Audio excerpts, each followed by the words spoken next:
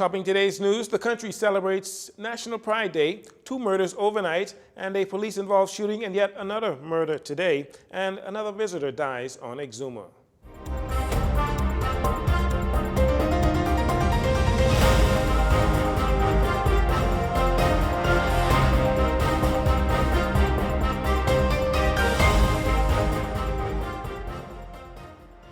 Good evening, Bahamas. I'm Jarino Saunders. This is your JCN Evening News. Thanks for joining us. It's July 1st, National Pride Day, as the Bahamas is on the road to its 49th anniversary of independence, July 10th. In honor of National Pride Day, flag-raising ceremonies were held across the archipelago this morning at both government and private agencies. As the Bahamas prides itself on being a Christian nation, Prime Minister Philip Davis, while at the flag-raising ceremony at the office of the Prime Minister, says we as a country need to appreciate where God has brought us from, and he resounded the message of love and unity. When I think about my own life, yes. Praise the Lord. Where I have come from, yes. And then that marriage with where the Bahamas has come from, simply us as a people. We are privileged to be able to say, thank you, Lord. Thank you, Lord. Praise the Lord. So as we embarked upon this 49th anniversary of our independence, that heads into the 50th anniversary of independence, let us all remember where we have all come from. Yes. And let us all continue to strive to build this nation, which we all are proud. The Prime Minister was joined this morning by Chair of the Independence Celebration Commission, Leslie Miller-Bryce, Chaplain of the Bahamas Department of Corrections, Reverend Dr. William Thompson, and former Bahamian NBA player Rick Fox.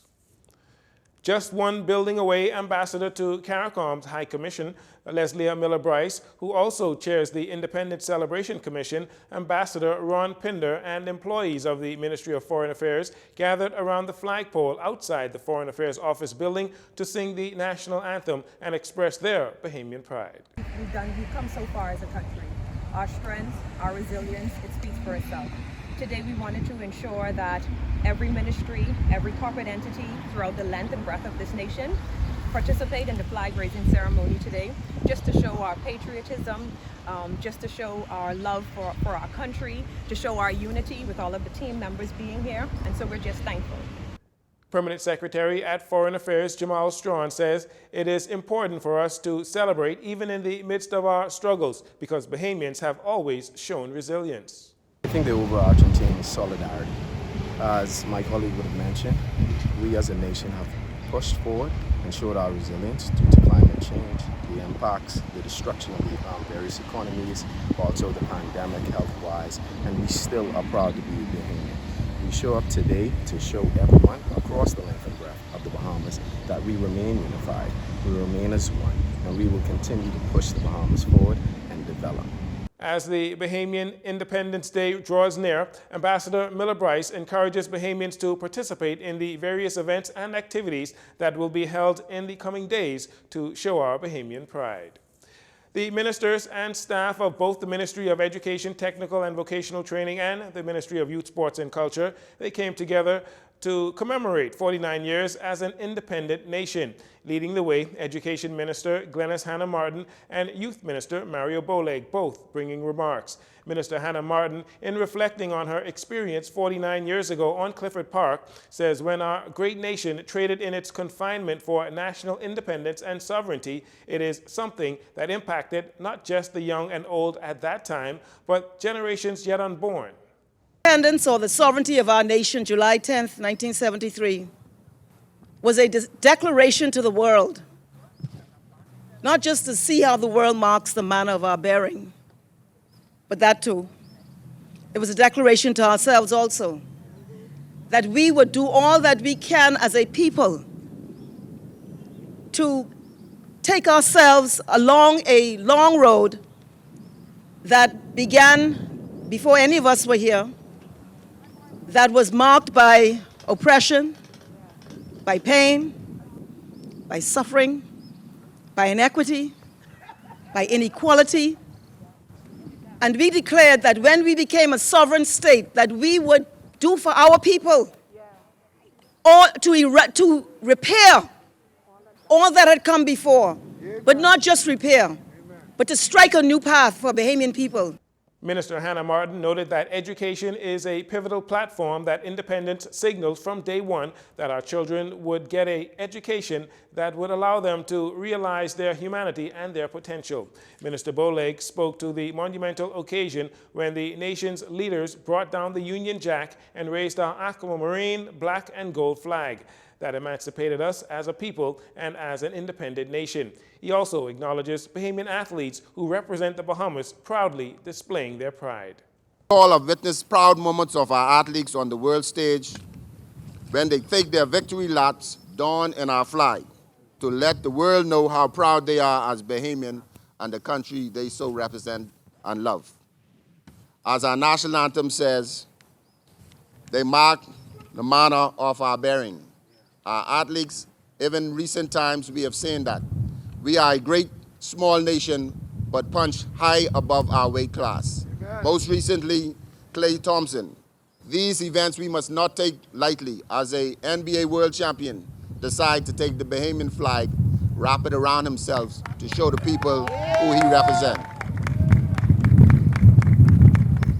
My fellow Bahamians, I ask you, let's celebrate. We have come a long way, 49 years. We are a great nation. Gun violence rocking the nation with nearly 10 homicides in a single week, the bloodiest week for the Bahamas since the Jerome Avenue massacre early last year that saw 6 men shot dead. The country's homicide count now up to 74 after a man was gunned down this afternoon on Essex Street off Shirley Street behind Sun Tea sometime before 3 p.m. Our investigators thus far revealed ascertained that the male was standing against the wall when he was approached by 2 suspects who were armed with firearms. These suspects discharged their weapons at him, fatally wounding him, and following that they fled the scene on foot. That's Police Press Liaison Officer Superintendent Audley Peters. Now, prior to this homicide, Superintendent Peters updated the media on 2 separate fatal shootings, both happening around the same time late last night. According to the police, the first homicide occurred on Washington Street just off of Robinson Road, where a male in his early 30s was found lying face down, suffering from gunshot wounds. He was pronounced dead on the scene. An adult male was approaching his residence, and as he entered his door, some unknown person approached him, shot him, and he was fatally wounded at that scene. EMS visited it, and they declared that there were no signs of life. The father of the victim, who was on the scene, identified him as Gregory Taylor Jr. Superintendent Peters says they are following significant leads. The second homicide Thursday night, according to Superintendent Peters, unfolded on Rupert Dean Lane. Noting that there has been an uptick in murders in the country and a homicide almost every day this week, police are urging the public to be the eyes and ears and partners with the law enforcement agencies to help take guns off the streets and bring a resolution to this social ill. Shortly after 12 noon on Friday, police were alerted to a robbery in progress in the area of Soldier Road. Police in the area came across a young man in his mid-20s, early 30s, fitting the description of the suspect. Officers then beckoned to the suspect to stop, but the man armed with a pistol engaged the officers instead. Here's Police Press Liaison Superintendent Audley Peters with more on this incident. The officers, who at the time, being aware of the threat towards their life, used their service weapons and discharged them, hitting the suspect. He ran a short distance away and eventually collapsed. A firearm was recovered. The emergency medical technician came on scene and transported him to the hospital, still conscious.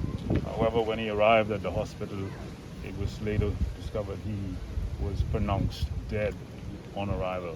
According to Superintendent Peters, the altercation between the suspect and police occurred on Gogolai and Shad Road. Prior to being shot by police, the man ran east through a shortcut where he collapsed on a nearby street. As this report is still developing, it is unclear how many times the suspect was shot by the police officers or if the suspect opened fire on the police. When asked for these details, Superintendent Peters said the following. He did engage the police. He produced a firearm, and it's required by us to use the same force based on Section 103 of the Penal Code, the use of force continuum. It requires you, it permits you by law to use the very force or the amount of force necessary to quell whoever is trying to do something against you. As investigations into this matter are still pending, Superintendent Peters confirmed that the officers involved were in fact outfitted with body cameras. He explained that if engaged, officers have the right to use force. Our officers are well trained, prepared. Every officer has to go on a course in order and have a certificate to carry a firearm, have to be mentally fit. Our officers are ready to use them in any given situation, and we just simply pray that it is for the defense of life and property. Our officers are trained, and we will use them where necessary. We ask parents to tell your children, put away those guns, because if you engage a police officer, the likelihood is that you may lose your life. The law requires you to protect yourself to the point where you take another life, and you can check it out in Section 103 of the Penal Code.